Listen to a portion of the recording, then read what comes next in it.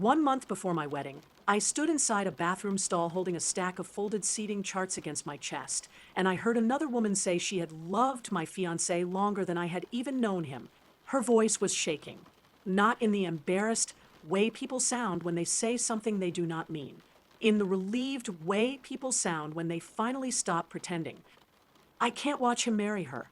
She said, I have tried. I really have. But I have loved Evan for 8 years. She has had him for 2. I remember staring at the silver hook on the back of the stall door. My bridesmaid dress for the evening was hanging there in a garment bag because we were supposed to go from dinner to a small bachelorette party after that. My puanavas and my haunt. My wedding seating chart was under my arm. My name, Mara, was written in neat blue ink beside Evan's on the first page. Bride and groom. 30 seconds before that moment, those words still felt real. Outside the stall, Sophie's friend whispered, "You cannot say this now." And Sophie said, "Then when? After the wedding? After she has his last name." That was how I found out that the woman everyone called my fiance's best friend did not see herself as part of our wedding. She saw my wedding as a deadline. My name is Mara. I was 28 when this happened. Evan and I were supposed to get married on a small stretch of beach near Monterey with 46 guests, one long dinner table, and the kind of soft, simple wedding I had imagined before wedding planning taught me that even simple can become a second job. I loved Evan because he made life feel calm. We met at a friend's housewarming, kept talking in the kitchen long after everyone else moved to the living room, and built something that felt steady. When my apartment flooded, he showed up with towels. When my father had surgery, he sat with me in the waiting room and remembered my coffee order. So when he proposed after 2 years, I said yes before he finished asking. I knew about Sophie from the beginning. Everyone knew about Sophie. She was not introduced like a normal friend. She was introduced like a landmark. "This is Sophie," Evan said on our 4th date when we ran into her at a brewery downtown. "She's basically family." Sophie smiled at me, but her eyes went straight to his face first. She hugged him before she greeted me. It was one of those long, familiar hugs where nobody counts the seconds except the outsider. At the time, I told myself not to be that woman. You know, the woman people complain about. The insecure girlfriend, the controlling fiancé, the one who cannot handle her partner having female friends. I had promised myself I would never become that, so I smiled. I asked how they knew each other. Sophie answered before Evan could. "College," she said. "We survived freshman year together. I know where all the bodies are buried." Everyone laughed. I laughed too. That was the first small thing I ignored. The second was the way she used memories like furniture, placing them between us whenever I got too close. At Evan's birthday dinner, she told a long story about taking him to urgent care during college, then looked at me and said, "Sorry, Mara." There are just so many pre-Mara chapters. Everyone laughed. I laughed too, because I did not know what else to do. When we got in the car, Evan squeezed my hand and said, "She can be a lot, but she means well." That sentence became the lid placed over every uncomfortable thing Sophie did. Midnight calls, sentimental captions, 20-minute kitchen conversations during our movie nights. She could be a lot. She meant well. And if I objected, I sounded like I did not. That was the trap. The first time I truly felt it was after our engagement. Evan proposed on a Saturday morning at a lookout point we liked. It was private, just the two of us. I cried. He cried. We took one terrible selfie where my eyes were puffy and his hand was shaking, and I sent it to my mother, my sister, and 3 close friends. Evan sent it to Sophie. She did not text me. She texted him. I saw the message later because his phone was on the counter while he washed dishes. "So proud of you. You deserve every good thing." That was it. Not congratulations to you both. Not "I am happy for you" and Mara. Not even a heart beside my name. Just proud of you. I stared at it longer than I should have. Then I looked away because I hated that it bothered me. When I mentioned it 2 days later, Evan actually looked confused. "She congratulated us." He said, "She congratulated you." "Mara," He said my name in the careful voice people use when they think they are being patient with a child. That's not fair. Sophie's not good with emotional stuff. I almost laughed. Sophie, who could call him crying at midnight, who could write 3 paragraphs about a college memory on Instagram, who could tell a full dinner table about holding his hair in an urgent care parking lot, was suddenly not good with emotional stuff when the emotion was happiness for us. But I dropped it. I dropped so many things that by the time I finally stopped dropping them, they had become a pile. Wedding planning made the pile impossible to ignore. Evan and I wanted a small wedding. I had never dreamed of a huge ballroom or a 10-person bridal party. I wanted good food, good music, our families, and a ceremony that felt like us. Sophie assumed she would be included in everything. She was not in my bridal party. I had my sister, Leah, as maid of honor, and my 2 closest friends, Nina and Tess, as bridesmaids. Evan had his brother, Marcus, and 2 friends from work. Sophie was invited as a guest. That should have been enough. It was not. When we sent save the dates, Sophie called Evan before I finished addressing the last envelope. I heard him say, "Of course you're invited." Then, "Mara's keeping the bridal party small." Then, "Soph, don't do this." After he hung up, he said, "She's hurt. She thought she might be standing up there." "On which side?" I asked. He sighed.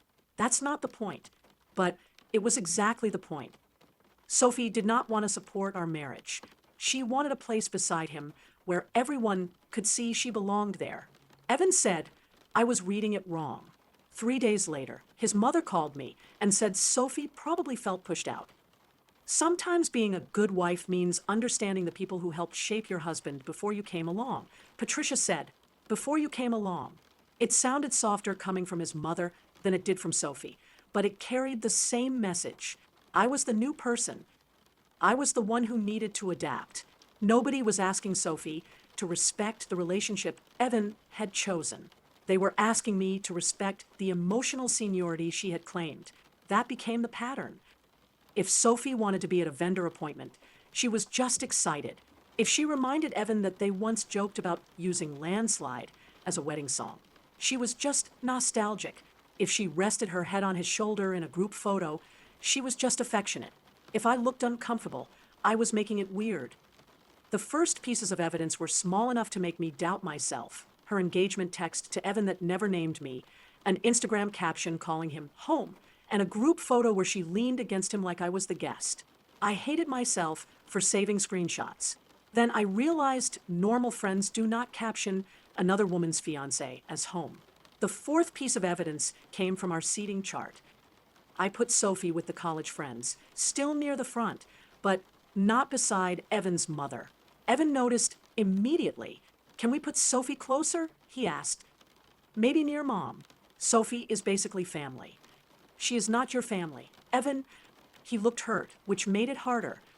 He did not look guilty. He looked like I had said something cruel. "I don't want her to feel punished," he said. "Is she being punished or is she being treated like a guest at our wedding?" He did not answer. The next morning, Sophie wrote in the college group chat, "I guess I have officially been demoted to regular guest. I will try to survive." 2 people laughed. One wrote, "You'll always be the real OG." Evan said nothing. Later he told me he did not want to embarrass her in the group, but it was fine for her. To embarrass me? She was joking. Was the caption about you being home a joke too? He went still. I knew then that he had seen it. That was when I stopped arguing about whether Sophie meant it. Because at some point, intention stops mattering if the same person keeps stepping on your foot and everyone tells you to admire her shoes. The dinner where I heard the confession was supposed to be harmless. My sister Leah had planned a small evening for me. Not a wild bachelorette party, just dinner with my bridesmaids, 2 close cousins, and a few women from Evan's friend group, because Patricia had insisted it would be nice for everyone to bond before the wedding. Sophie was one of them. I did not want her there. I said that to Evan. He said, "It would look bad if you excluded only her." I said, "It looks bad that I'm expected to include someone who keeps making me uncomfortable." He said, "She's trying." Trying to do what? He had no answer. So Sophie came. She arrived 15 minutes late, wearing white. Not a wedding dress. Not anything that dramatic. A white satin slip dress with a cream blazer over it. The kind of outfit someone can defend, because technically it is not bridal if you are willing to insult everyone's eyesight. Dinner started awkwardly. Sophie sat across from me, 2 seats down from Leah, and spent the first 20 minutes talking about college stories involving Evan. Not even stories where she was the main character. Stories designed to prove she had access to a version of him I never would. Evan used to be so stubborn, she said, smiling into her wine. He would only listen to me. Nina changed the subject to wedding shoes. Sophie changed it back. He hates formal shoes, she said. Make sure he breaks them in. He got blisters at winter formal and complained for 3 days. I said, he already has them. Sophie looked at me with a soft smile. Good, I just know him. 3 words. I just know him. I could feel Leah stiffen beside me. After dinner, we moved to the bar area. Someone ordered champagne. Tess took pictures. Sophie stayed near the end of the group, quieter than before. I thought maybe she had finally realized the night was not about her. Then I went to the bathroom. I took the seating chart with me because Leah had been helping me adjust 2 cousins who were not speaking, and I did not want to leave the papers on the table. The bathroom had 3 stalls. I went into the last one. A minute later, the door opened and 2 women came in. I recognized Sophie's voice immediately. She was crying. The other woman was Rachel, one of Evan's college friends.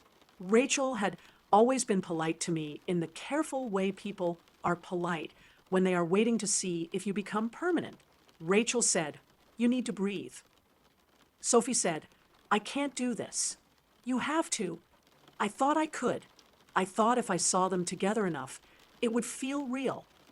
But it doesn't. It feels like everyone is pretending she belongs there. My whole body went cold. Rachel whispered, "Sophie." "No, I know. I know I sound awful, but I have loved him for 8 years. I loved him when he was broke and stupid and sleeping on that disgusting couch. I loved him before he had the job, before the apartment, before her." I pressed my hand over my mouth. Sophie kept going. "He told me once that if we were still single at 30, we would marry each other." Rachel said, "People say things like that." "He meant it. He is marrying Mara." Because I waited too long. That sentence did something strange to me. It did not make me angry first. It made me embarrassed. Embarrassed that I had smiled at her. Embarrassed that I had let her come to this dinner. Embarrassed that I had sat across from her while she wore white and told myself I was being mature. Sophie was not struggling to accept my place in Evan's life. She did not think I had a place. She thought I had a turn. Rachel said, "You cannot tell him this before the wedding." Sophie sobbed once. "Then when? You don't. What if he feels the same and he is just too loyal to leave?" I almost opened the stall door then. Not because I had a plan, because hearing your future discussed like a clerical error creates a kind of pressure in your chest that wants somewhere to go. But I stayed still. Rachel said, "Do not do this to him."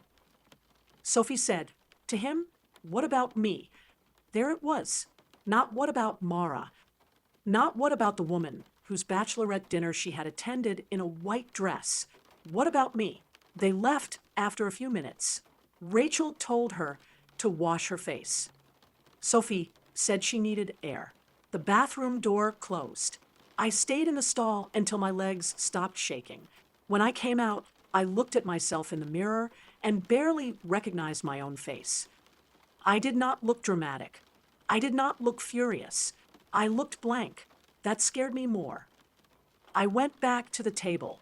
Leah looked up and immediately knew something was wrong. "Mara," I said, "I need to go home." She stood. What happened? I looked across the room. Sophie was at the bar, laughing weakly at something Rachel had said, her eyes still red. I said, "Not here." Leah drove me home.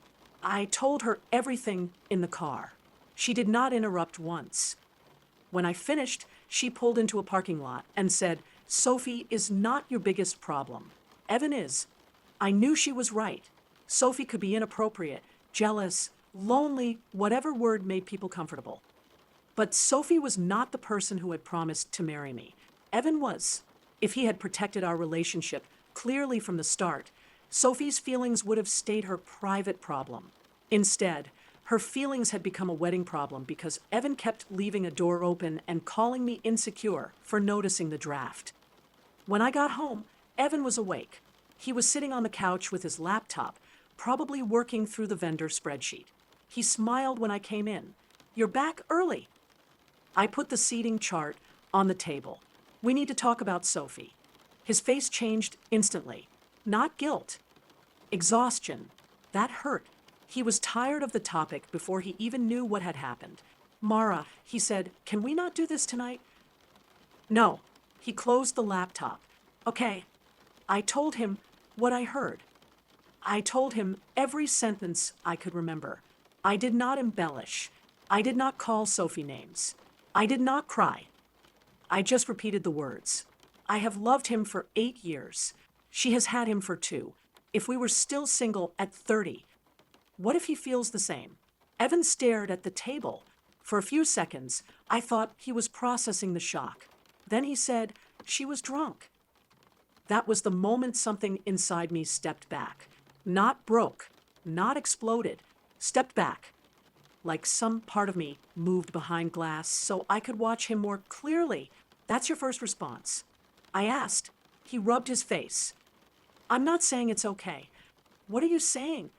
"I'm saying Sophie gets emotional when she drinks. She probably didn't mean it like that." I laughed, but there was no humor in it. How does someone accidentally mean they have loved you for 8 years? "I don't know. I wasn't there." "I was." He looked up then. "Exactly. You heard part of a private conversation." I felt the air leave my body. A private conversation about my wedding. "I know. About marrying you." "I know.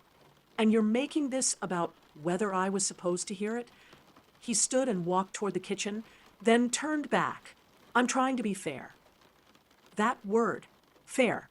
It is amazing how often people use fairness when they mean they do not want consequences to land on the person who caused the harm. I said, "I don't want Sophie at the wedding." He closed his eyes. "Mara." "No, I am serious.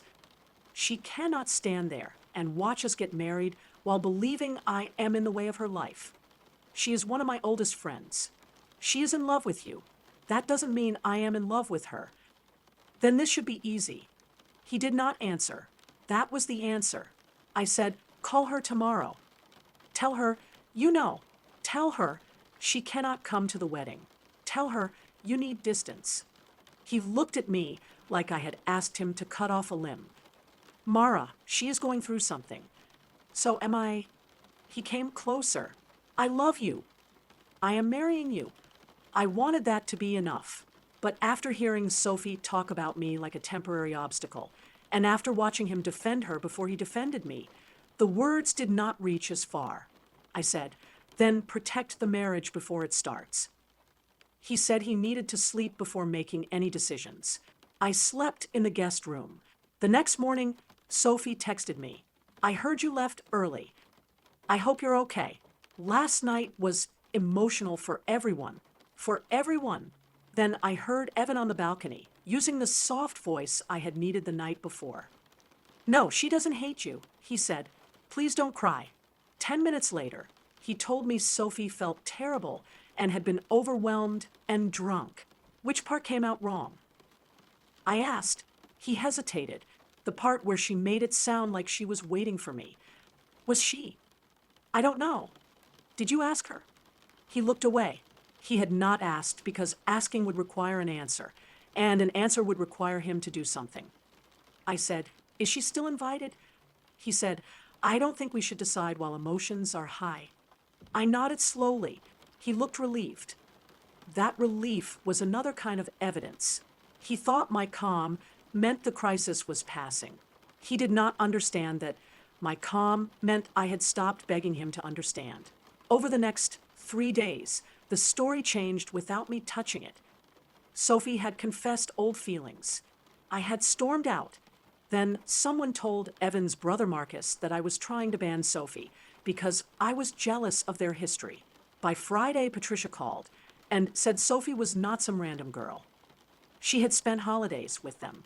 She had been there when Evan's father died. Do you think it is painful for me? I asked, to be asked to have a woman who is in love with my fiancé watch me marry him? Silence. Then Patricia said, I think sometimes marriage requires grace. There it was again. My assigned role. Be graceful. Be mature. Be the woman who absorbs discomfort so everyone else can keep their relationships exactly as they are. I said, Grace is not pretending I did not hear what I heard. She said, just don't make a decision you can't take back. After we hung up, I opened my laptop. For the first time, I made a folder. I named it Wedding Boundary. I put in the screenshot of Sophie's engagement text to Evan, the Instagram caption, the group chat about being demoted, a photo from the dinner where she wore white, a screenshot of her emotional for everyone text. Then I added a note about the bathroom conversation while I still remembered the exact wording. I was not building a case for court. I was building a case for myself because everyone around me was working very hard to rearrange the order of events. Sophie did not confess love before my wedding. She got emotional.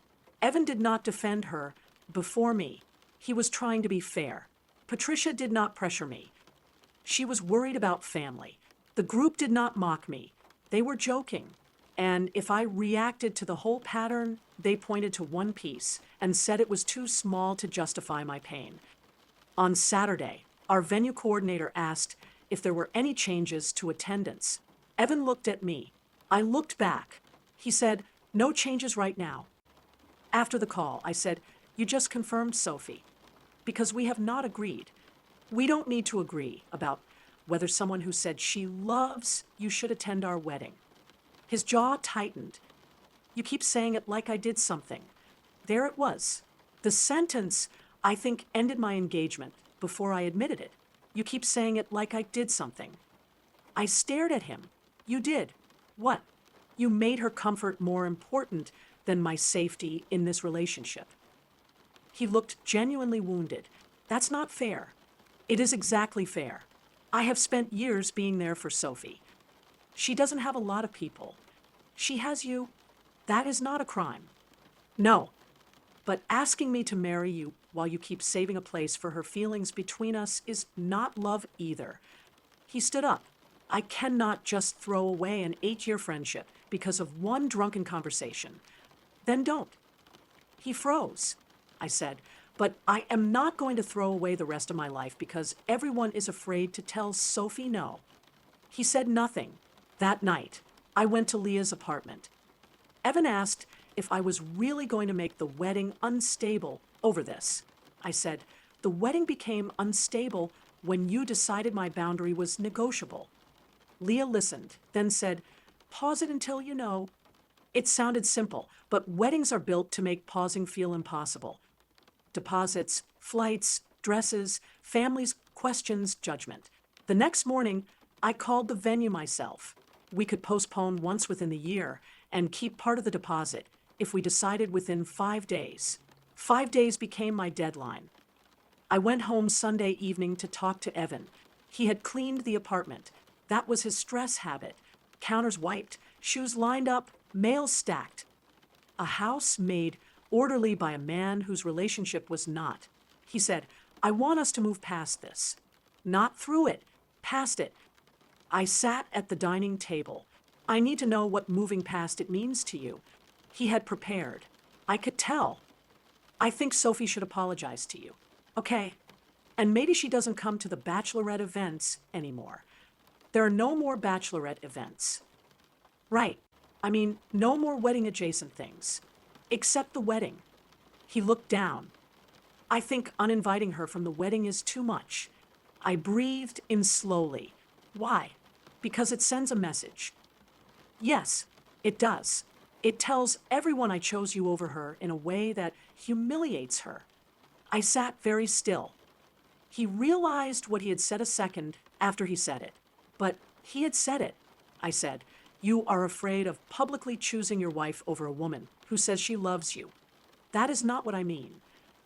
"It is. Mara, please." I opened my laptop and turned it toward him. The wedding boundary folder was open.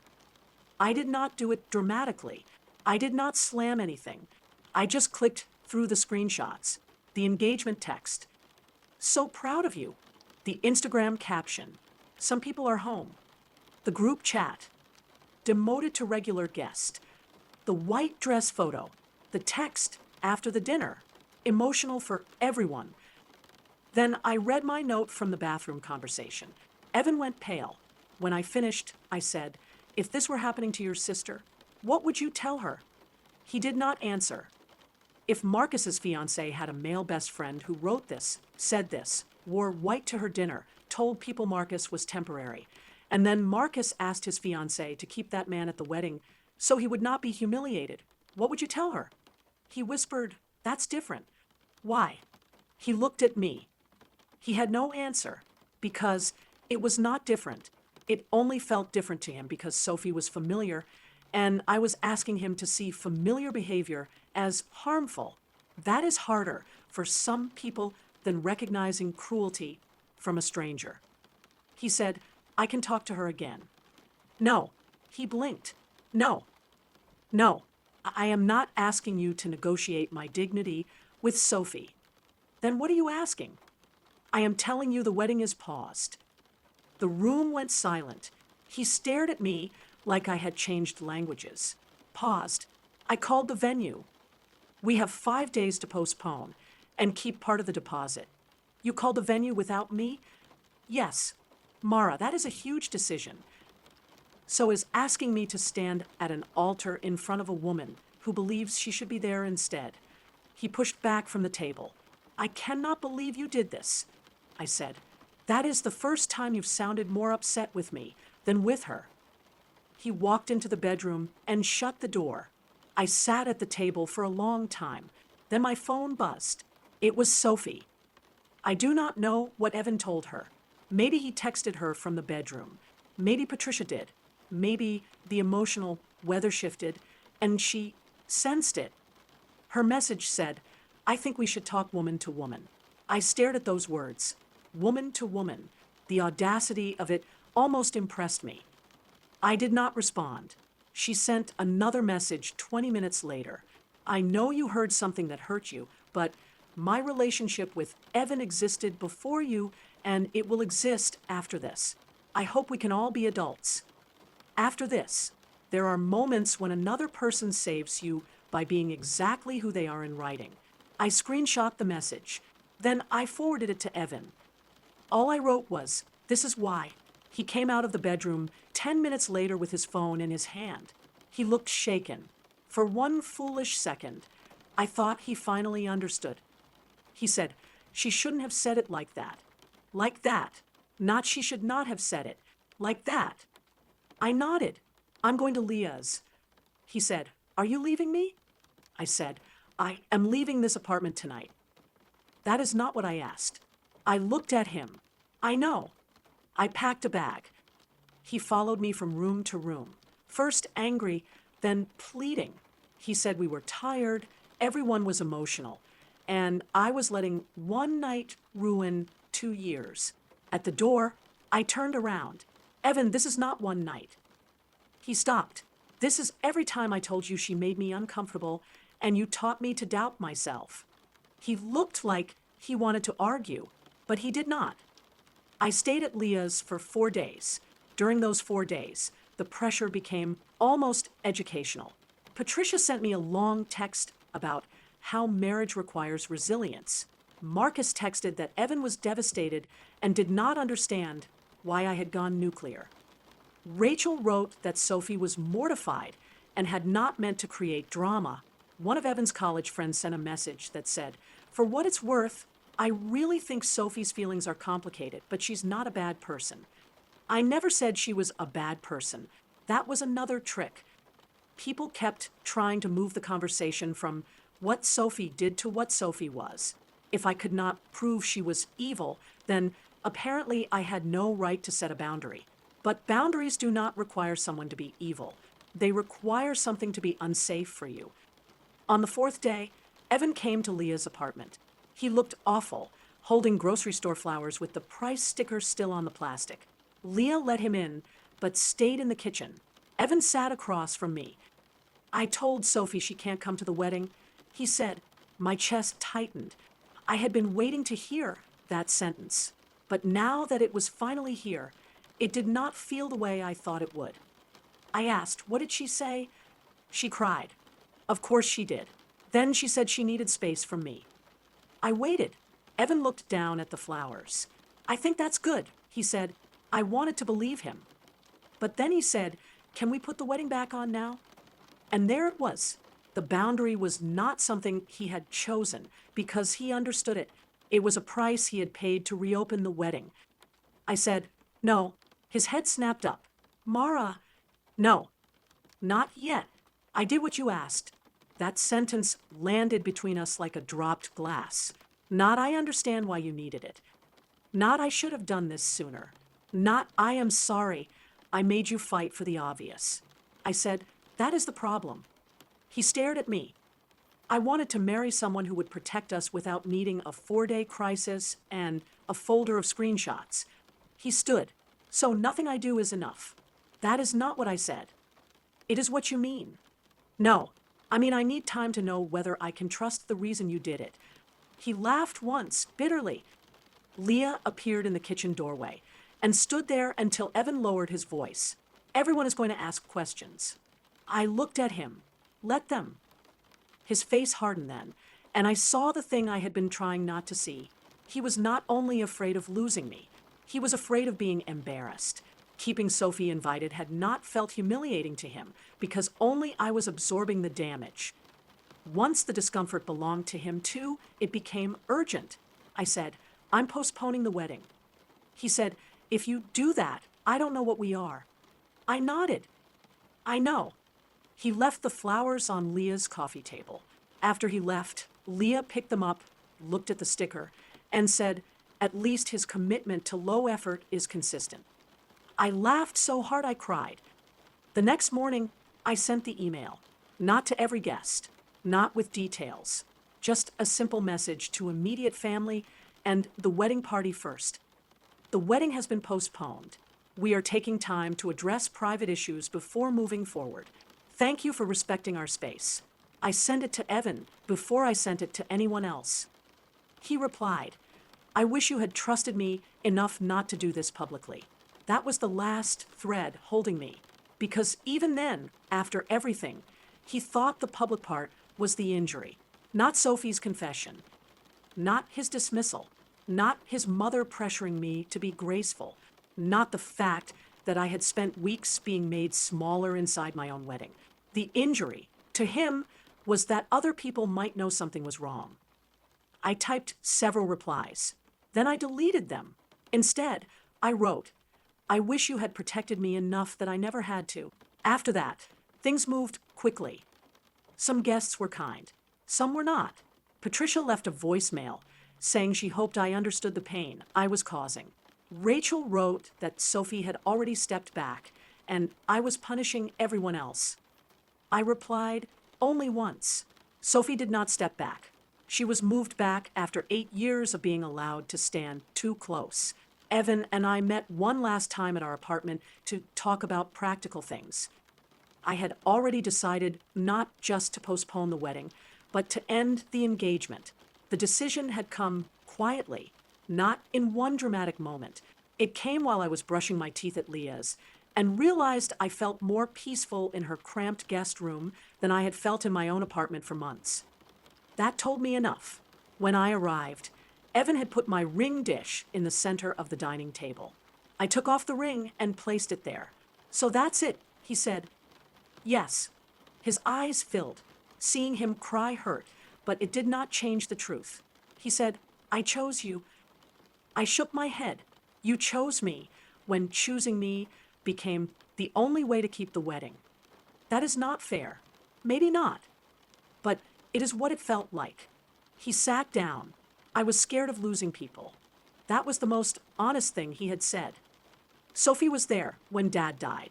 My mom sees her like family. I know, I said, but I never asked you to pretend she meant nothing. I asked you to tell the truth about what her place in your life was doing to ours. He wiped his face. I didn't cheat on you. I know. I never touched her. I believe you. He looked confused, like he had expected those points to win the argument. I said, but betrayal is not only physical. He closed his eyes. Mara, you let me become the problem every time she crossed a line. He did not answer. I could have survived her having feelings for you. I could have survived an awkward confession. I could maybe even have survived finding out late. But I cannot marry someone who hears what I heard and worries first about whether she will be embarrassed. The apartment was very quiet. Finally, he whispered, I am sorry.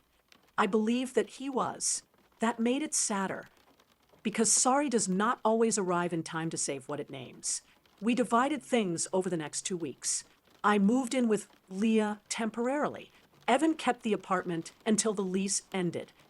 The venue deposit was partly lost. The dress stayed in its garment bag at my mother's house because I could not look at it yet. Sophie sent one long email. She wrote that she never meant to hurt me, that her feelings for Evan were complicated and tied to grief, and that love was not always clean. Near the end, she wrote, for what it is worth, he did not choose me either. That did not make me feel victorious. It made the whole thing feel emptier. Sophie had imagined herself waiting in the wings. Evan had imagined he could keep every bond untouched while stepping into marriage. Patricia had imagined grace meant nobody had to lose access. And I had almost married into a life where my discomfort would have been the only thing considered flexible. Nobody got what they wanted. But I got out before I promised to live that way. The strangest part is that people still ask whether I regret canceling the wedding. I tell them I regret needing to. I regret that the man I loved could be kind in so many ways and still fail at the one kind of loyalty I needed most. I regret that I spent months trying to be the cool fiance when my own body was telling me something was wrong. But I do not regret stopping the wedding, because a wedding is not just a party. It is a door. And if someone is already asking you to squeeze through that door sideways so another woman can keep her place beside your husband, you are allowed to step back. You are allowed to say the room is too crowded. You are allowed to leave before your life becomes a long performance of being reasonable. Sometimes I still think about that bathroom stall. The silver hook, the seating chart against my chest, Sophie's voice cracking when she said she had loved him longer. For a while, that sentence haunted me. Now another sentence does. Evan telling me I cannot just throw away an 8-year friendship because of one drunken conversation. Because the more time passes, the more I understand that he was right in one way. It was not one conversation. It was 8 years of an unclear boundary, 2 years of me being trained to tolerate it, and 1 month before the wedding when the truth finally became loud enough that nobody could call it my imagination anymore. I still wonder what I would tell another woman, standing where I stood. Part of me wants to say, if he does not choose you clearly before the wedding, do not marry him and hope the vows will teach him how. But I also know how hard it is when the person hurting you is not cruel all the time. That was what made it so confusing. Everyone sounded reasonable as long as I was the only one swallowing the unreasonable thing. So maybe the real question is not whether I should have let Sophie come to the wedding. Maybe the real question is this. If the person you are about to marry asks you to protect someone else's feelings from the truth, while asking you to carry the truth alone, what exactly are you being invited to become? I know what my answer was. I was being invited to become the wife who made room. For Sophie, for Patricia, for history, for everyone except myself.